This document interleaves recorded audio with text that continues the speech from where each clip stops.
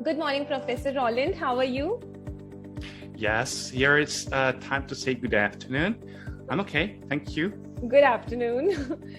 So, we have been, your relation with Eurasia Research has been so for like years now, and we are really excited to have you for this chat session. And we just want to, this chat session is to motivate other researchers and participants to motivate them to attend online conferences, because that is the situation that we are in because of COVID. So I would, before beginning, I would like you to introduce yourself to the whole members of Eurasia Research. All right, so my name is Roland Attila Csizmazia. Actually, I'm a Hungarian and now also Korean at the same time. And I studied in Vienna, Austria. I finished my master degrees, actually the old way of master degrees, so not the American style. Then now I still do my PhD at Korea University.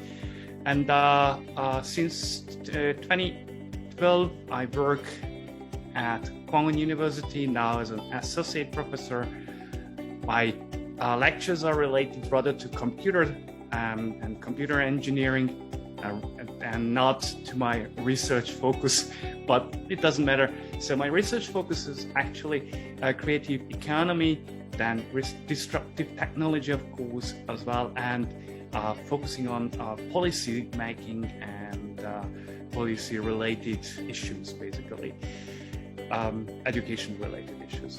First, my publications were about those publications which I created over the time at my university in Vienna, and then I moved forward to educational and knowledge economy, basically, so knowledge-based economies, how they developed, especially Korea, because I work here, so of course it's interesting to see how students develop and how the system actually works or doesn't work. Yeah. So it's not exactly like you expect that, wow, Korea is the fantastic country. Korea is a good country. I don't, I'm not judging the country itself, but there are systematic failures, systematic mistakes, and also the same way in any other country, I guess. Yeah. And now I try to move on to my own major, to industrial management engineering also, and a few articles I already published in that topics as well. Yep. Thank you. Okay. And what about and would you like to tell us about the research that you had presented in the previous conference? Well, I think the latest two conferences I presented a COVID-19 related article, again about the educational system and the challenges in South Korean higher education, and joint research which I produced with a friend of mine on VR development, indeed on the Moverio, Epson Moverio glass, then, which is very similar to Google Glass, yeah. Which I guess you have heard of. And then, which one is it again? I always forget it. HoloLens, yeah. But everybody expects that you do like this and it works really fantastic, and it would work like in the movie, right? Yeah. But indeed, it doesn't work like in the movie. It's like, yeah, I want to catch it, I want to do it, but it's so exhausting that so also physically and mentally, basically tiring, and it's really heavy. This kind of device which you need to wear, it's really heavy also.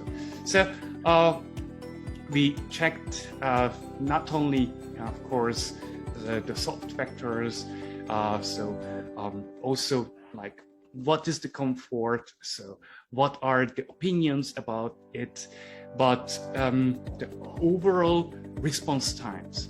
how it is usable. Is the input correct with just doing like movements? So what are the inputs? And if you compare it to the benchmark, which you know as a mouse, so then of course you see that it's not yet where we should be, or it's not yet like in the movies. Okay, thank you so much for the brief on your research. So Professor Roland, what was your motivation that what motivated you to keep going with your research during this difficult time of pandemic? Well, I have heard so many stories from other countries that they are locked down.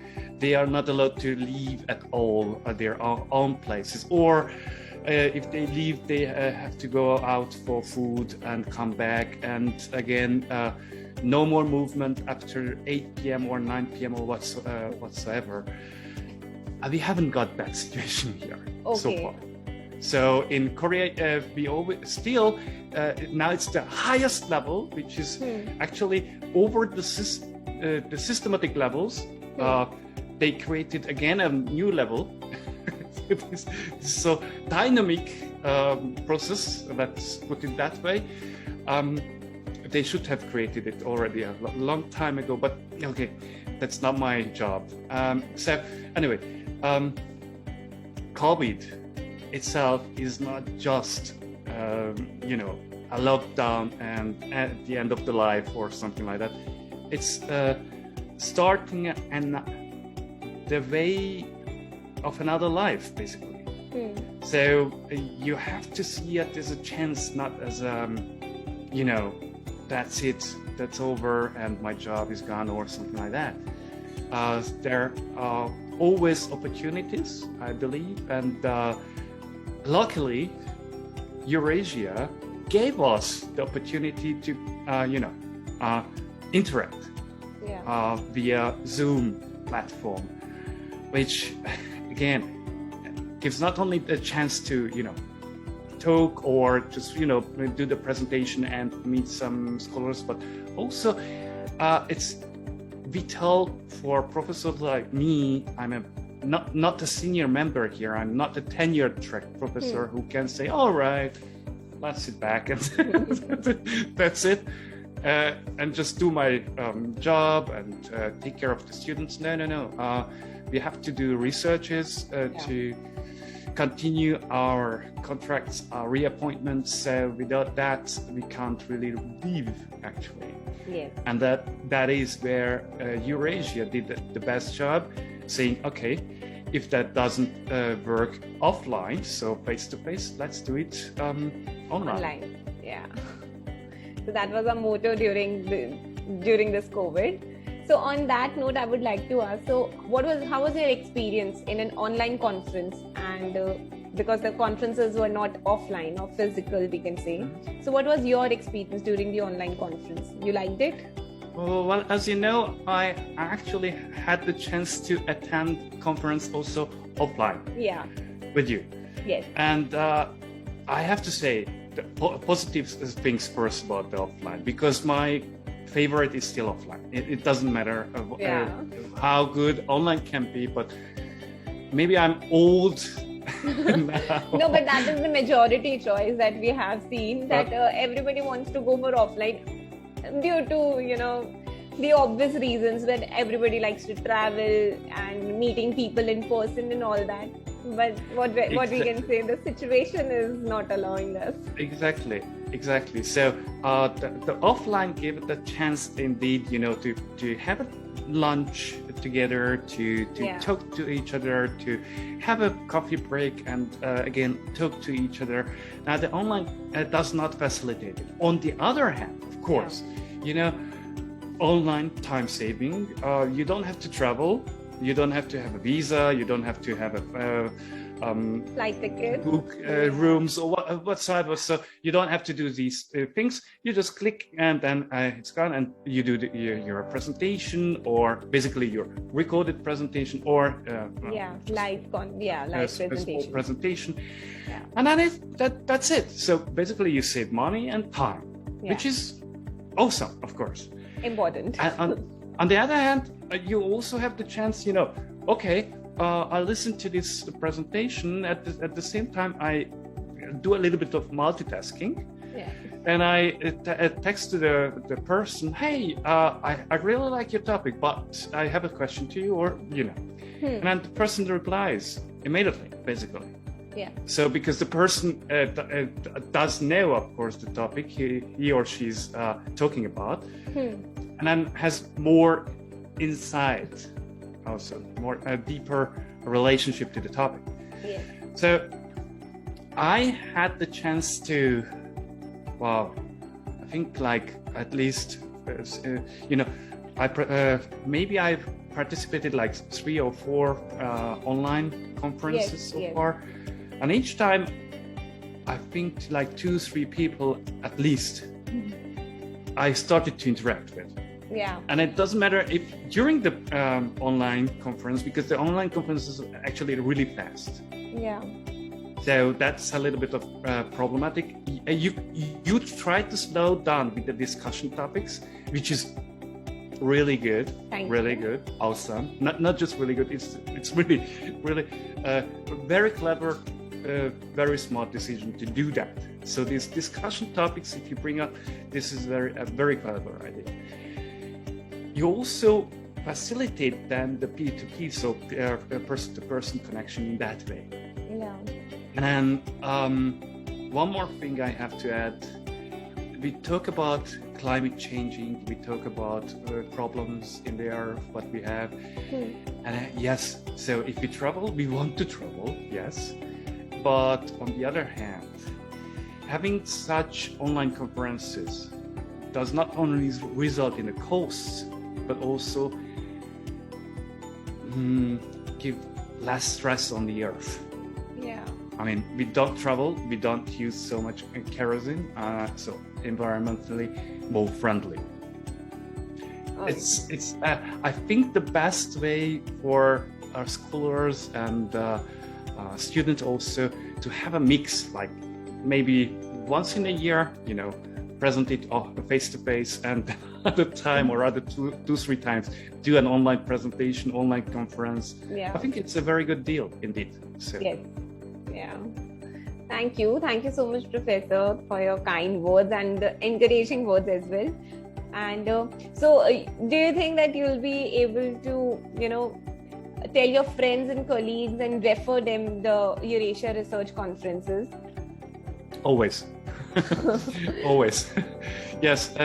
But I'm sometimes, it's not like I go there to meet one of my colleagues, and I say, oh, you have to go to participate at Eurasia conference. It's not like that. But if the topic pops up, like conferences, then I immediately mention Eurasia. And what is good is that you have technology sessions, so not just conferences for humanity faculties or management faculties, but also in engineering related.